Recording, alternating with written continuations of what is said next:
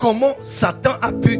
Je pose une question. Lucifer s'est rébellé, n'est-ce pas? Un tiers des étoiles du ciel, des anges, ont suivi Lucifer dans sa rébellion, n'est-ce pas? Qu'est-ce que Lucifer a-t-il dit à ses autres anges pour qu'ils soient convaincus d'abandonner Dieu?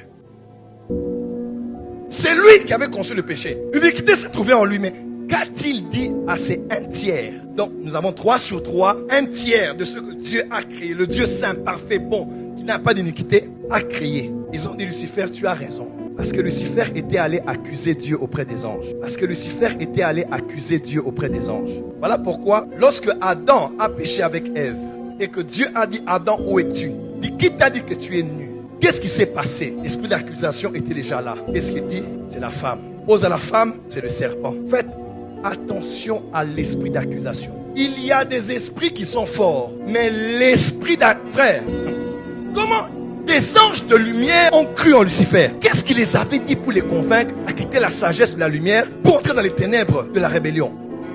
Qu'avait-il dit? Voilà pourquoi quand on vient te parler de ta femme, fais attention. Quand on vient te parler de ton mari, fais attention. Bizarrement, une personne en qui tu crois et que tu connais, ça fait des années, tu la connais mieux que quiconque, mais une fois que quelqu'un que tu ne connais pas vient te dire des choses sur la personne, tu crois en la personne plus que l'expérience que tu as de la personne. Voilà pourquoi au ciel, il y a 2 ministères. Je te parle de 2 ministères. À la droite du Père, il y a Jésus qui intercède pour nous jour et nuit. Je crois à la gauche certainement. Il y a Satan qui accuse les frères jour et nuit. Et dans la vie, c'est clair. Soit tu es un intercesseur, soit tu es un accusateur. Soit tu es un intercesseur, soit tu es un accusateur. Oh, nous on a le ministère de dénoncer dans l'église. Il faut que l'église redevienne comme elle était autrefois. Va lire le livre de Galates, va lire Corinthiens. Jésus est venu pour des hommes imparfaits. Dit-on qu'on doit pécher pour autant? Non. Mais Jésus a dealé, Paul a dealé, Apollos, Pierre ont dealé avec des hommes imparfaits. Voilà pourquoi il a écrit. Même en prison, il écrivait. Même en prison, il parlait. Quand David a péché, il a tué Uri, il a couché avec Bathsheba. Est-ce que tu as vu Nathan aller sur la radio télé Bethléem, RTB? RTB, bonsoir. Journal du soir, journal édition de 20h. Allez, commence à raconter ce que Dieu a dit sur... Non, il est allé vers son roi. Quand ton frère a péché, va, trouve-le, n'est-ce pas? Et de 2, il ne l'a même pas attaqué par protocole. Il sait que c'est un roi. Et il parle en parabole. Et le roi dit n'importe quoi. Dans mon royaume, quelqu'un est aussi injuste, méchant que ça. Le roi, comme c'est toi. Il a dit que c'est lui qui avait tué le mari d'autrui et qui a pris sa femme. Et il a écrit le psaume 51. Et Dieu, dans sa sagesse infiniment variée, il passe par cette même Bathsheba pour donner Salomon qui a pris la relève après son trône. Je ne serai jamais complice avec Satan pour détruire notre serviteur de Dieu. Depuis que j'ai commencé, aucun ne tombera par ma main. Aucun ne sera exposé par ma main. Aucun. Pourtant, des fois j'ai des dossiers comme ça. Mais je les éteins moi-même. Parce que je ne regarde pas l'homme, je regarde le corps de Christ. Nous sommes suffisamment attaqués en public. Je ne peux pas être celui qui vient encore donner à nos ennemis des armes pour nous attaquer. Non.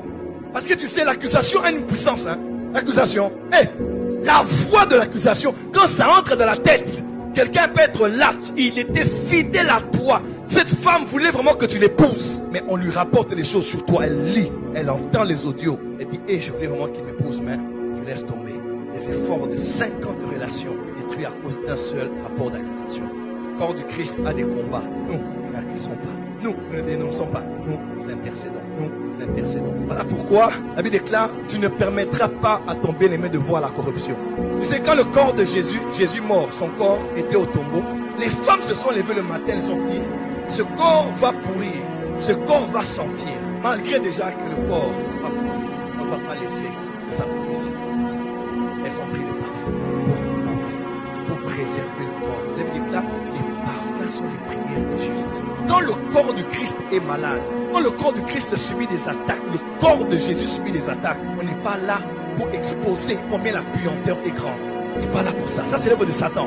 On prend les parfums. Oh my God. Est-ce que Dieu peut élever des chrétiennes et des chrétiens intercesseurs, des parfumeurs, ceux qui savent être à genoux, ceux qui savent faire 3 jours de jeûne, 4 jours de prière, 7 jours de prière? Tu as posté, oui. Est-ce que tu as prié? Est-ce que tu as prié? Tu as partagé, oui. Mais est-ce que tu étais à genoux pour prier? Nous-mêmes, si on ne parle pas, on se parle entre nous les pasteurs, on se dit, on est à genoux pour notre frère. On est à genoux pour notre soeur, on est à genoux pour telle personne, parce que quand ça brûle chez le voisin, le prochain ça peut être ta maison. Ce n'est pas des cas isolés. Quand vous regardez la vue globale, vous comprenez que c'est une attaque contre l'église. Ce n'est pas l'histoire d'une personne, de 2.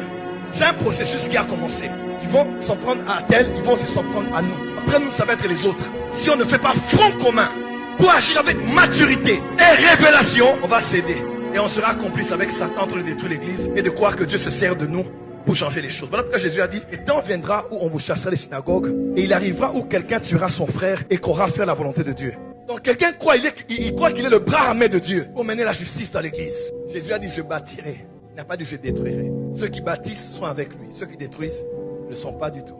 Dis à ton voisin, protège ta tête.